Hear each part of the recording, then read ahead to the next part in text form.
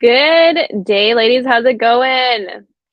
Okay, so today we're going to talk about macros. So, as I was saying in the show notes, I get a little pissed off because I see big time influencers saying that macros don't matter unless you're a personal trainer, and that just is not true.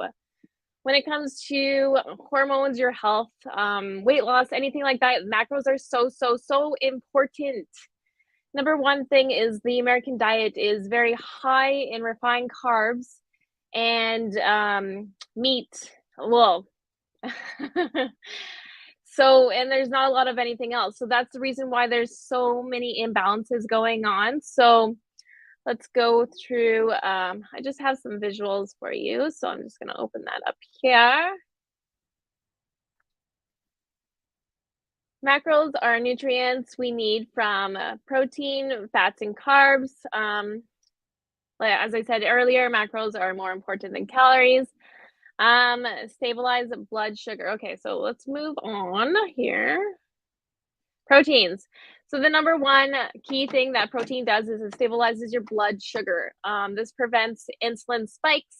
Insulin spikes is what causes hormone imbalances, diabetes, weight gain, so many different things that we just don't want in our diet whatsoever. Protein is 4 calories per gram. It is recommended to have 10 to 35% of your calorie intake be protein.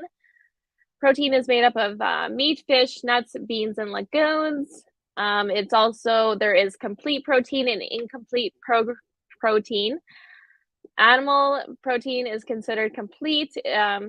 This is made up of omega acids. However, soy and quinoa is considered a complete protein, depending on who you ask. Some high-quality vegetarian protein sources is quinoa, seeds, hemp, chai, flax, nuts, almonds, walnuts, cashews, nutritional yeast, spirulina, organic soy products, edamame, tofu, tempeh.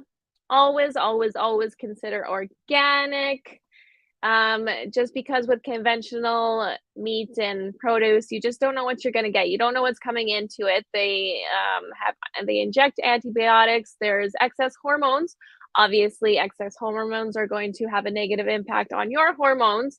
So it's always a good idea to go with organic and local from a farm, even better, whatever you can do.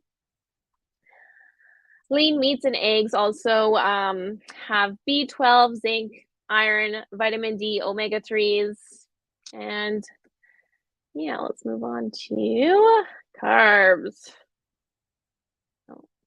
Oh, and these are just some examples of protein. So you can go with a quality protein powder. There's also quality meat. I would recommend beef or salmon. Those are the two best for your hormones pretty much. And then there are good quality plant-based proteins, which also have fiber in them too. So you're getting a little bit of protein, a little bit of fiber. So you're getting more than just the protein in that. And so carbs have a bad rep, but not all carbs are the same. There is, for example, these that are shown above, these are complex carbs. They give you energy, they're good for your digestion, they support a healthy weight. They're a good source of antioxidants, vitamins, minerals, fiber, which prevents that insulin spike from happening. It's recommended that you eat 45 to 65% of your diet be carbs. Again, we want to eat whole foods. That goes for carbs too, because if it's not whole foods, you're going to move towards the bad carbs, and we don't want to go there. So the bad carbs are refined grains. Here, just let me change the slide here. So refined carbs, which are refined grains, are the simple carbs. So here's some pictures, because sometimes we don't know exactly what they are. So here's some examples of them. Fruit is also considered a simple carb because it has fiber in it. It prevents your insulin from spiking. And there's also a lot of vitamins and nutrients in fruit too, so you don't want to cut those out. Refined carbs such as sugar and white flour, they cause glucose to spike, as I've already said, dysregulating your blood sugar.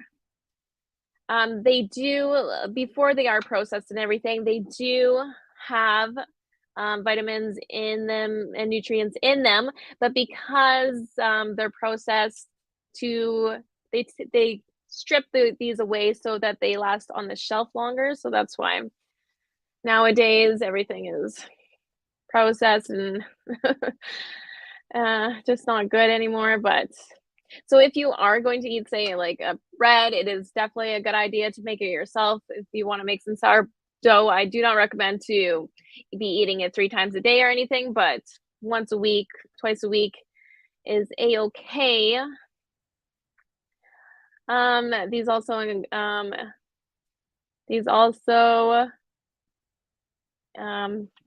give you inflammation. They cause obesity, type 2 diabetes, hormone imbalances, and weight gain.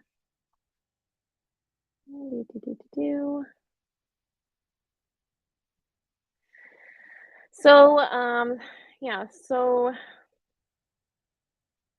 complex carbs, whole grains have fiber, B vitamins, magnesium, and they even have protein. Whole grains like rice, oats, barley, etc. Beans, legumes, vegetables help manage weight and support cardiovascular health. And let's move on to, and this is just showing what they would do to your blood, your insulin levels. Okay, so let's move on to fats. So there's monosaturated fats and polyunsaturated. These are the good fats. So if you look at the picture, these are examples of those. So if you think of the Mediterranean diet, that's another example. These reduce the risk of disease. Fats are also good because they help you to absorb vitamins like A, D, E, and K. If you do not have fats in your diets, you will not be able to absorb these vitamins. If you are depleting your body of vitamins, then you're going to get a hormone imbalance. Fats are also good for brain development. They're 9 calories per gram. It's recommended that you take about 20 to 35% of your caloric intake be fat. There's monosaturated fatty acids support good cholesterol. They lower the bad cholesterol. So again, some examples: olive oil, avocado, nuts, magnesium, and iron in seeds. Polyunsaturated fatty acids include omega-3s. Our diet, that's another thing. Our diet is very low in very low in omega-3s, and that's why we want to incorporate more of that into our diet, because they reduce inflammation, they support heart health, they reduce symptoms of depression, reduce the risk of cancer. So just like these pictures, salmon, tuna, walnuts, chia seeds, flax seeds, and eggs. Good quality eggs that the chickens have a diet high in omega-3s are what we want to incorporate. Omega-6s, on the other hand, Western diet is very high in omega-6s and very low in omega-3s. So that can be seed oils, meat and fish, if there's too much of it. So saturated fatty acids come mainly from animal sources like fatty meats, lard, dairy. Coconut oil is considered it too, but coconut oil has a lot of other good benefits too. So trans fats, those are the ones you want to stay away from. These are the ones that are going to cause heart disease, inflammation. That is baked goods. We all love the baked goods, but you won't totally want to limit those down to like maybe once a week or just like a little bit of your diet, not too much. Margarine and fried foods. So this is a diagram that I give to my clients, just showing, give you a visual. If you're not ready to track all of your food and the grams and everything like that, then you can look at your plate and incorporate 25% protein, 25% starch, and 50% of carbs, non-starch carbs. So that would be like a salad or broccoli or cauliflower, like anything that isn't bread or rice or anything like that. And then your fat is either used to cook or add a little avocado, whatever you need to do. But this is a good idea of what you should do, especially if you have any kind of like hormonal issues. And just start eating like this will help you to lose weight and anything that you need to do. And that is it for now. If you continue to have issues, I offer one-on-one coaching if that sounds good to you. Otherwise, if you have any questions, drop them in the chat. If I see them, I will either make a live about them in the future or I will try to respond to you in the comments. But have a good day. Thanks. Take care.